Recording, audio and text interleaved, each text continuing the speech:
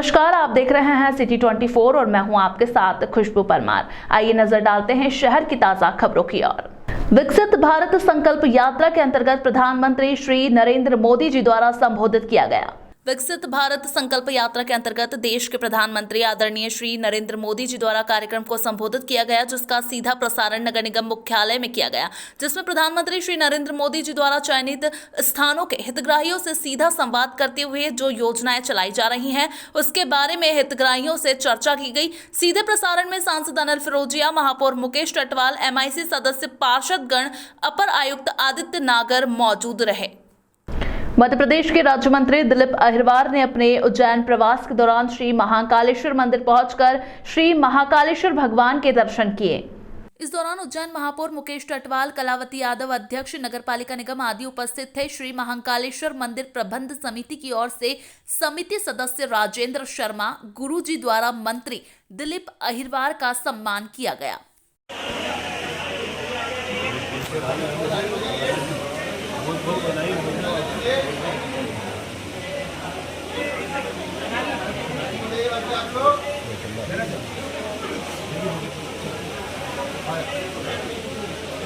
भाजपा और सिख समाज द्वारा वीर बाल दिवस पर कैंडल मार्च निकालकर साहिबजादों को श्रद्धांजलि दी गई।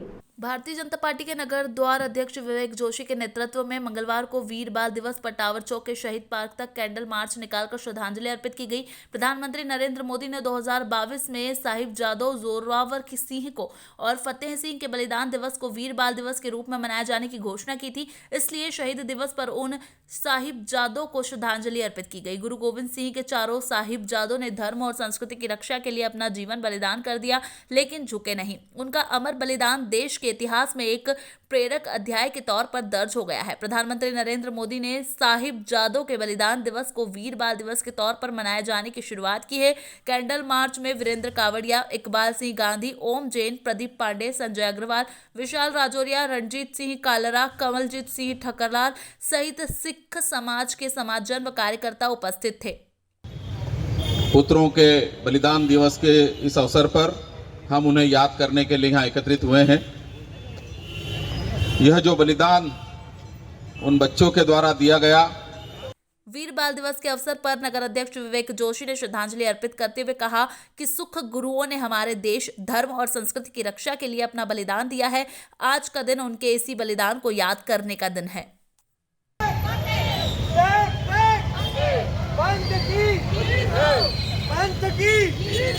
राज करेगा, राज करेगा, ढूंढते निशान है,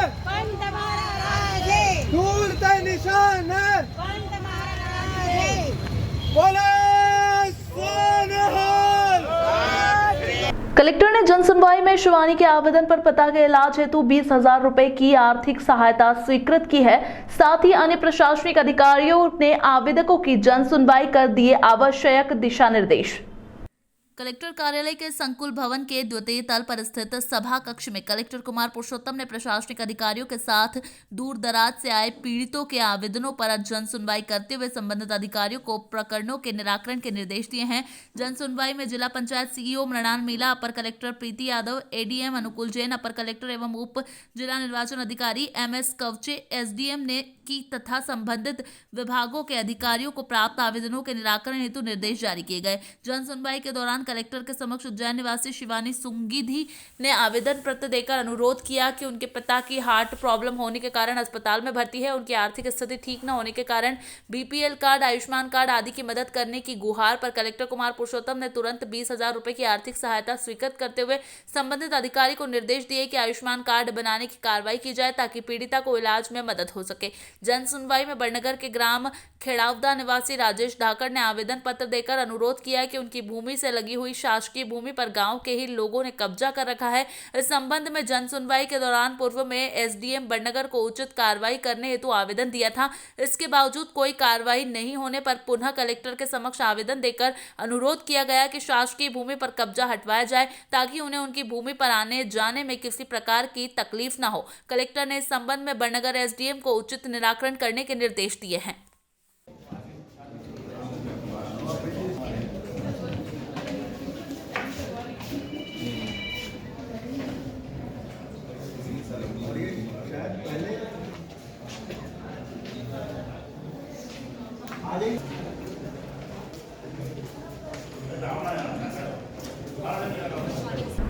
घूरने को लेकर यादव व लश्करी परिवार के बीच हुई मारपीट में दोनों पक्षों से महिला समेत 5 घायल को अस्पताल में भर्ती करवाया गया है।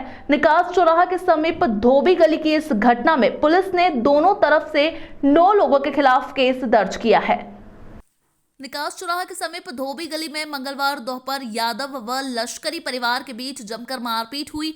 घूरने की बात पर झगड़ा होना बताया गया है, जिसमें लठ पाइप चलने से दोनों पक्ष के 5 लोग घायल हुए हैं। इनमें एक महिला भी शामिल है। पुलिस ने दोनों तरफ से 9 लोगों के खिलाफ केस दर्ज किया है। सरेआम मारपीट का वीडियो भी सोशल मीडिया पर वायरल हुआ है। कोतवाली पुलिस ने क्रॉस केस दर्ज करते हुए घायलों को जिला अस्पताल में भर्ती कराया।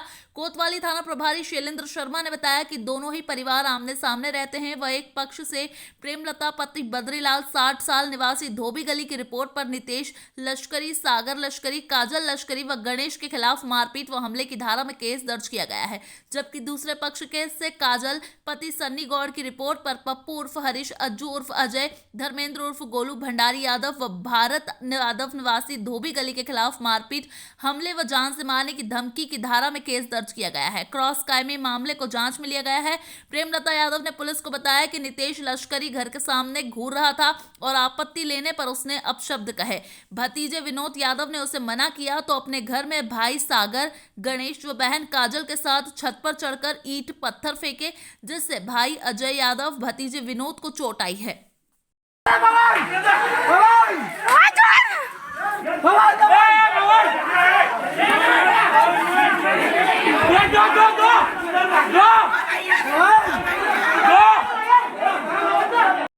महाकाल मंदिर में शरण रोकने के लिए मंगलवार को ASI archaeology survey of India और GSI geological survey of India की टीम जांच के लिए पहुंची। टीम के 8 सदस्यों ने महाकाल के गर्भगृह में पहुंचकर शिवलिंग की बारीकी से जांच की। इसके पहले 18 दिसंबर को geological survey of India Bhopal की टीम आकर पानी, भांग, भस्म के नमूने लेकर जांच कर चुकी है। अब दोनों दल मिलकर जांच करने के पश्चात रिपोर्ट सुप्रीम कोर्ट को सौंपेंगे। 12 ज्योतिर्लिंग में से एक महाकाल मंदिर में शिवलिंग शरण की जांच के लिए एएसआई दिल्ली और जीएसआई भोपाल की टीम महाकाल मंदिर पहुंची। भारतीय पुरातत्व सर्वेक्षण के सदस्य टीम उज्जैन पहुंची। एएसआई के डॉक्टर रामजी निगम ने बताया कि टीम में कुल 8 सदस्य निरीक्षण के लिए आए हैं, जिसमें मोहन विक्रम और उप महानिदेशक जीएसआई राधेश्याम सरकार भोपाल से, बाकी टीम दिल्ली से महाकाल मंदिर पहुंची थी। टीम ने महाकाल शिवलिंग, महाकाल मंदिर का गर्भगृह, मंदिर के शीर्ष भाग पर स्थित ओमकारेश्वर मंदिर और नागचंद्रेश्वर मंदिर का निरीक्षण किया। यह मजबूती और को लेकर बारीकी से जांच की गई। गर्भगृह में महाकाल शिवलिंग का बारीकी से निरीक्षण किया गया। कुछ तस्वीरें लेकर मशीनों से जांच भी की गई। रामजी निगम ने बताया कि जीएसआई और एएसआई की टीम मिलकर जांच रिपोर्ट बनाएगी। इसके बाद इसे कोर्ट में प्रस्तुत करेंगे। इसके पहले भी कई बार archaeological survey of India, ASI और जीएसआई की टीम यहां आकर जांच कर चुकी है। महाकाल मंदिर शिवलिंग को हो रहे नुकसान को लेकर वर्ष 2017 में मामला सुप्रीम कोर्ट में चला गया था। मामले में आदेश जारी किया गया था कि एएसआई और जीएसआई की टीम प्रतिवर्ष शिवलिंग की जांच कर रिपोर्ट कोर्ट में सौंपेगी। यही कारण है कि यहां जांच दल आया है और जांच रिपोर्ट लाने के बाद ही वास्तविक स्थिति का पता चल पाएगा। न्यायालय के आदेश पर हम लोग की टीम आई हुई है जो महाकाल ज्योतिर्लिंग का निरीक्षण हेतु, उसके अलावा अन्य भी निरीक्षण हेतु। तो हम चारों टीम के सदस्यों ने इसका निरीक्षण कर लिया है। अब इसकी हम लोग बैठ के समीक्षा करेंगे और उसी अनुसार उसकी जो है रिपोर्ट जो है माननीय उच्चतम न्यायालय को हम लोग सबमिट कर देंगे। हाँ, दो लोग मैं दिल्ली से आया हूँ और ये डॉक्टर भुवन विक्रम वहाँ से भोपाल से आए हुए हैं। ये उप महानिदेशक डॉक्टर सरकार है, ये भोपाल से आए हुए हैं। राधेश्याम जी भोपाल से। कितने सदस्य टीम है? 4 प्रमुख सदस्यों की टीम है, उसके अलावा 4 उनके साथ सहायक लोग। सर, आज आपने मंदिर में कहाँ पे आपने जांच की? जी, सभी आपने देखा होगा। मैं महाकाल ज्योतिर्लिंग का किया सर्वेक्षण, नागेश्वर का किया और ज्योति से आपके मंदिर नीचे क्या नाम उनका, ओंकारेश्वर का, वहाँ पे किया। मेरा नाम रामजी निगम। फिलहाल वक्त हो चुका है एक छोटे से ब्रेक का, फिर मुलाकात होगी ब्रेक के बाद। जिससे है देश की पहचान, जो है देश का सम्मान, क्यों हो उसकी फसल का कोई नुकसान। प्रधानमंत्री फसल बीमा योजना है वरदान, अब किसानों के जीवन में खिलेगी मुस्कान। जिसके बाजू में है बल, जो खेतों में चलाता हल, सुनहरा होगा उसका कल, बाढ़ आए या आए अकाल वो रहेगा हमेशा खुशहाल। प्रधानमंत्री फसल बीमा योजना है वरदान, अब किसानों के जीवन में खिलेगी मुस्कान। ओले गिरे या कीट पतंगे फसल खाए पर वो निराश न हो पाए। प्रधानमंत्री फसल बीमा योजना है वरदान, अब किसानों के जीवन में खिलेगी मुस्कान। पेश है भारत सरकार और राज्य सरकार के माध्यम से IFFCO Tokyo general insurance company द्वारा प्रायोजित प्रधानमंत्री फसल बीमा योजना। प्रधानमंत्री फसल बीमा योजना है वरदान, अब किसानों के जीवन में खिलेगी मुस्कान, अब किसानों के जीवन में खिलेगी मुस्कान। इफ्को टोक्यो मुस्कुराते रहो।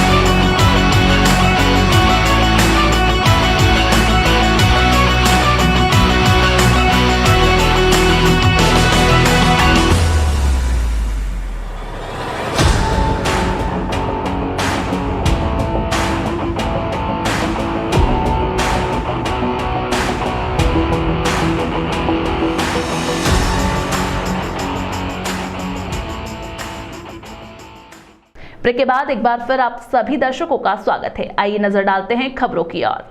पारंपरिक लाठी स्पर्धा में एक बार फिर उज्जैन के खिलाड़ियों ने अपना दबदबा कायम रखते हुए सबसे ज्यादा पदक जीतकर मध्य प्रदेश की टीम को चैंपियन बना दिया। स्पर्धा के दौरान उज्जैन को 49 गोल्ड, 22 सिल्वर और 10 ब्रास मेडल प्राप्त किए गए। स्पर्धा में मध्य प्रदेश के चैंपियनशिप पर कब्जा किया गया। टीम के सदस्य उज्जैन पहुंचे तो जमकर स्वागत हुआ। स्पर्धा संपन्न होने के बाद मंगलवार को टीम के सदस्य उज्जैन लौटे तो खिलाड़ियों का फेडरेशन की ओर से जमकर स्वागत हुआ। खिलाड़ियों के कोच रजनी नरवरिया ने बताया कि पारंपरिक लाठी स्पर्धा का आयोजन हरिद्वार में किया गया था, जिसमें मध्य प्रदेश की टीम में से उज्जैन के खिलाड़ियों ने भी भाग लिया था। स्पर्धा के दौरान उज्जैन के खिलाड़ियों ने सर्वश्रेष्ठ प्रदर्शन करते हुए सबसे ज्यादा गोल्ड मेडल बटोरे। स्पर्धा में 12 राज्यों के खिलाड़ियों ने भागीदारी की थी। इस स्पर्धा में मध्य प्रदेश के खिलाड़ियों का दबदबा बनाए रखा गया और चैंपियनशिप जीत ली गई। इस स्पर्धा में गोल्ड मेडल जीतने वाले खिलाड़ी अब साउथ इंडियन खेलने के लिए बांग्लादेश जाएंगे। यह स्पर्धा जनवरी या फरवरी के अंतिम सप्ताह में आयोजित की जाएगी। टीम के खिलाड़ियों के मंगलवार को उज्जैन पहुंचने पर फेडरेशन के सदस्यों के साथ ही खिलाड़ियों के परिवार के सदस्यों ने स्वागत कर अगवानी की। कहाँ से आई और क्या कोई स्थिति रहेगी? सर्वप्रथम सभी को जय श्री माँ का। पारंपरिक लाठी टूर्नामेंट का स्पोर्ट्स कप था 2023 का हरिद्वार में, जिसमें मध्य प्रदेश ने चैंपियनशिप जीती और सबसे ज़्यादा गोल्ड मेडल लेकर आए हैं। तो मध्य प्रदेश में उज्जैन के खिलाड़ियों को आए हैं। हम 49 गोल्ड, 22 सिल्वर और 10 के करीब हम ब्रॉन्ज मेडल लेकर आए हैं। ये हमारी उपलब्धि रही है और इसमें करीब 12 राज्यों ने शिरकत की है। इसमें सबसे ज़्यादा खिलाड़ियों और गोल्ड मेडल की संख्या जो रही है वो मध्य प्रदेश की रही है। और ये जो बच्चे गोल्ड मेडल जीत कर लाए हैं बच्चे, ये साउथ एशियन खेलने बांग्लादेश जाएंगे फरवरी के लास्ट वीक में या जनवरी में। इन सभी खिलाड़ियों को मैं फेडरेशन की तरफ से बधाई देती हूँ और मेरे लिए भी बहुत खुशी का पल है, क्योंकि भारत की जो वुमेंस चेयरमैन है उसका पद मुझे मिला है। इसके लिए भी मैं फेडरेशन को बहुत बहुत धन्यवाद देती हूँ। हमारे फेडरेशन के अध्यक्ष Satish Chaudhary sir, Vinod sir, Rajesh sir, Manoj sir, Joshi sir, इन सभी का मैं बहुत बहुत धन्यवाद करती हूँ, जिन्होंने मुझे इस पद के लिए, इस पद के काबिल समझा और मुझे इस पद पर मुझे बिठाया है। और मैं उन्हें भी पूर्ण तरह विश्वास दिलाती हूँ कि मैं इस पद का पूरी तरह निर्वाह करूँगी।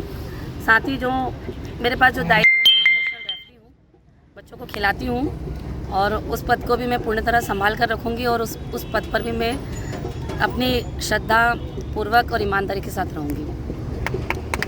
उज्जैन स्थित MIT पुणे की अवंतिका विश्वविद्यालय के छात्रों द्वारा यहां की फैब्रिकेशनल लैब में 3D प्रिंटिंग तकनीकी से अयोध्या के राम मंदिर का मॉडल बनाकर राम जन्मभूमि न्यास के महासचिव श्री चंपत राय जी को भेंट किया गया। विश्वविद्यालय के कुलपति डॉक्टर नितिन राणे जी व संचालक श्रीपाद कुलकर्णी ने अयोध्या में जाकर न्यास के कार्यालय में आदरणीय चंपत राय जी को ये प्रतिकृति भेंट की है। इस अवसर पर चंपत राय जी ने कहा कि विश्वविद्यालय द्वारा भेंट किया जाने वाला ये मॉडल अपने आप में अद्वितीय है और ये जानकर गर्व होता है कि पढ़ने के साथ साथ छात्र इस तरह की अद्भुत प्रतिकृति विश्वविद्यालय की लैब में ही बना रहे हैं। इस मॉडल की उत्तम गुणवत्ता एवं उच्च स्तरीय कलात्मक विवरण देखते ही बनता है। विदित हो कि इसके पूर्व भी विश्वविद्यालय के छात्रों ने इस तरह के कई मॉडल बनाकर विभिन्न आयोजनों में देश के प्रख्यात एवं प्रमुख अतिथियों को इस तरह के मॉडल बनाकर प्रस्तुत भेंट दिए हैं। 2022 में उज्जैन में महाकाल लोक का निर्माण हुआ, तब बाबा महाकाल लोक के प्रमुख आकर्षण का केंद्र नंदी द्वार का मॉडल बनाकर सर्वप्रथम प्रदेश के मुख्यमंत्री श्री शिवराज सिंह चौहान जी को भेंट किया था।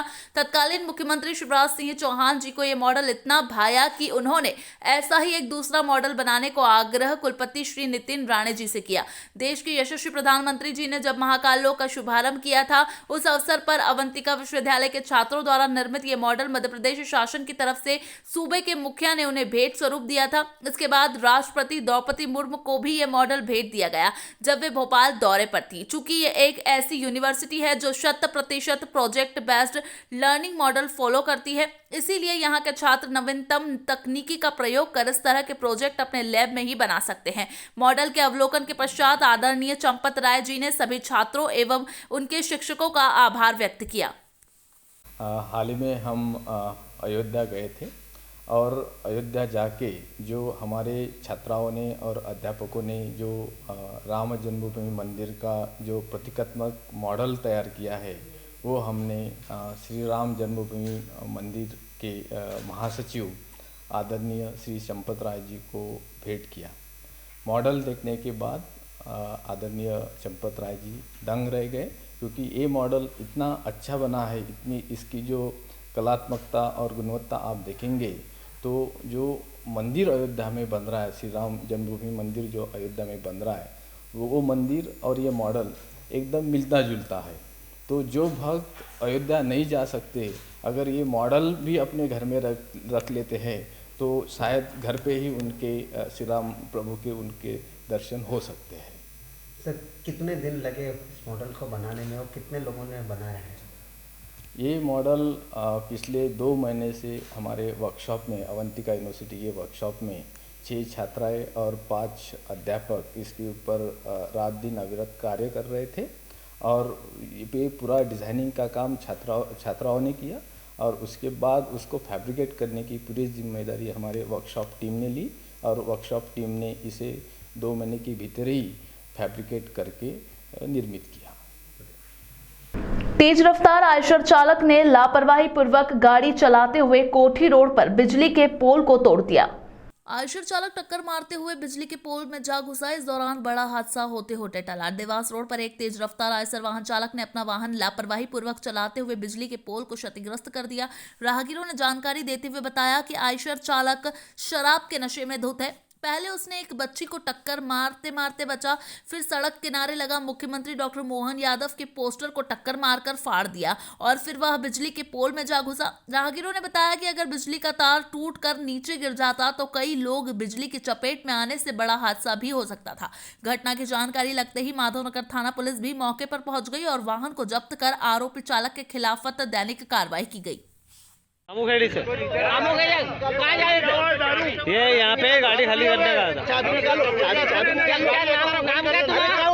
अरे मैं कहीं में नहीं जा रहा हूँ बाबूजी, मैं भी यहीं का। मेरा नाम बाबू है। ला चाबी निकालो, चाबी निकाल। ये जो आयशर है ये बहुत तेजी गति से चल के आ रहा था। शर्मा परिसर के इसने एक बच्ची को टक्कर मारते मारते रहा। फिर इसने एक मोहन जी यादव का एक बड़ा बैनर लगा था, उसमें गाड़ी भरी और फिर एकदम तेजी से बिजली के खंभे में आके जाके टकराया। पूरा खंभा टेढ़ा हो गया, पूरी वायर टूट गई। अगर इसमें जरा सा भी करंट फैल जाता तो कम से कम 5-6 लोगों की जान जा सकती थी।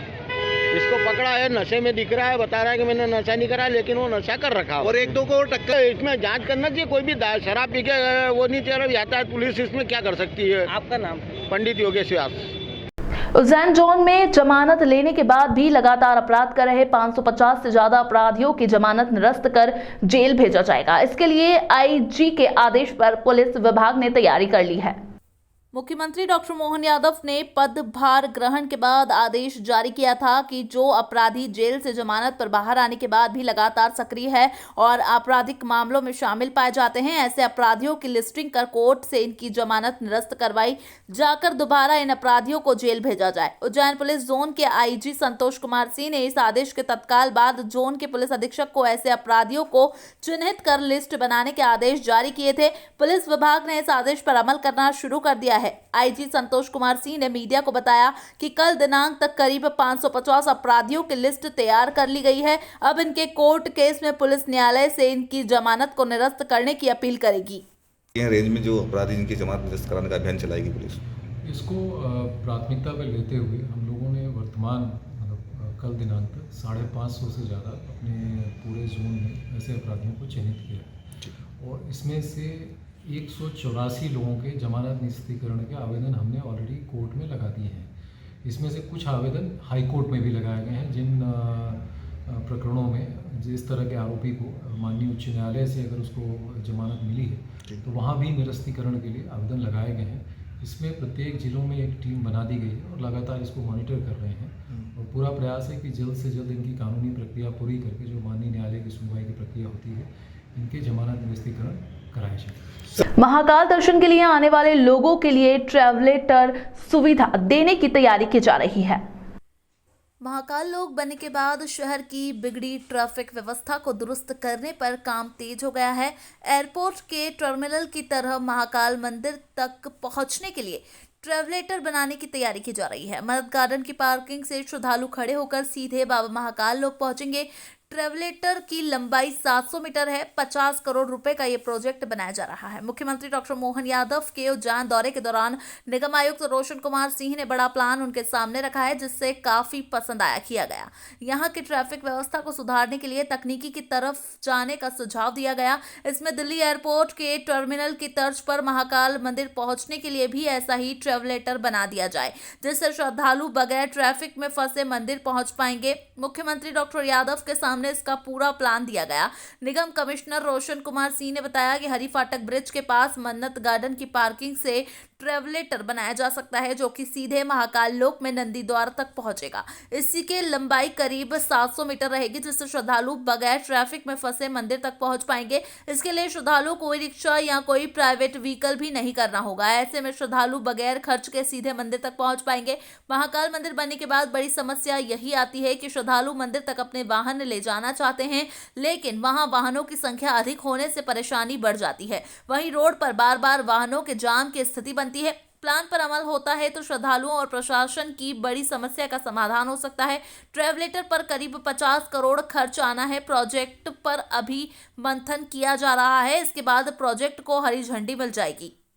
मंदिर में भी श्रद्धालुओं को ट्रैवलर के माध्यम से दर्शन करवाया जाएगा जिससे खड़े खड़े श्रद्धालु दर्शन कर पाएंगे। क्या व्यवस्था रहेगी पूरी और कब तक इसका मैप तैयार किया जा रहा है? देखिए, माननीय मुख्यमंत्री जी के निर्देश हैं कि महाकाल मंदिर में जो भी श्रद्धालु दर्शन के लिए आ रहे हैं उनको कम से कम समय लगे और कम से कम चलना पड़े। इसी निर्देशों के तहत एक परिकल्पना की गई है कि जो हमारा मन्नत गार्डन जो पार्किंग है हरी फाटक ब्रिज के पहले, वहाँ से एक स्वचालित एक सिस्टम बनाया जाए और वो स्वचालित जो पुल रहेगा वो श्रद्धालुओं को गाड़ी से उतरने के बाद वहाँ पे श्रद्धालु उस पर आ जाएंगे और सीधे जो कॉरिडोर है अपना वहाँ पे वो लैंड करेंगे जिससे कि उनको ये करीबन 700 मीटर का जो डिस्टेंस है वो चलना ना पड़े और गाड़ियों के भी पार्किंग की जो सुविधा है वो हरी फाटक के पहले ही उपलब्ध हो जाए। तो ये एक परिकल्पना की गई है जो कि करीबन 700 मीटर के आसपास की है और उसमें स्वचालित सीढ़ियों के बगल में जो लोग पैदल भी चलना चाहते हैं खुद से वो भी व्यवस्था रहेगी उसमें। सर कितने का बजट है और कितने समय में बनकर तैयार होगा? देखिए, अभी जो इसके प्रारंभिक एस्टिमेट्स हैं वो तकरीबन 40-50 करोड़ के आसपास के हैं। अब चूँकि मुख्यमंत्री जी के सामने कल प्रस्तुत किया गया है, अब इसकी विस्तृत जो है एस्टिमेट वगैरह वो निकाले जाएंगे। सर, एक बार में कितने लोग उसमें चल सकते हैं और कितने लोगों को श्रद्धालुओं को दर्शन उसमें करवा पाएंगे आप? देखिए, जैसे स्वचालित सीढ़ियाँ आपने एयरपोर्ट्स पे देखी होंगी, तो उस पे करीबन 9 मीटर का वो चौड़ा रहेगा। उसमें 6 मीटर पे स्वचालित सीढ़ियों के माध्यम से लोग चल पाएंगे और 3 मीटर जो है वो पैदल लोग चल पाएंगे। तो मतलब उस पे लगातार एक साथ में करीबन 7 लाइनें चल पाएंगी। तो संख्या जो है वो जिस गति से वो ट्रैवलेटर चलता है उसके हिसाब से होता है। लेकिन ये निश्चित रूप से कहा जा सकता है कि बड़ी संख्या में श्रद्धालुओं को हरिफाटक ब्रिज के इस पार से महाकाल कॉरिडोर में ले जाया जा सकेगा। ये इसको कब तक तैयार करके देना और कब तक क्या है सर? जैसे मैंने बताया आपको कि अभी इसकी विस्तृत DPR वगैरह अब तैयार की जाएगी, उसके बाद मुख्यमंत्री जी की उस पर अनुमति लेकर उसका कार्य प्रारंभ कराया जाएगा। इस कार्य में मुझे लगता है कि अभी 2-3 महीने इसकी स्वीकृतियाँ और काम शुरू करने में लगेगा। फिलहाल इस अंक में इतना ही। नई खबरों के साथ फिर मुलाकात होगी, तब तक के लिए नमस्कार।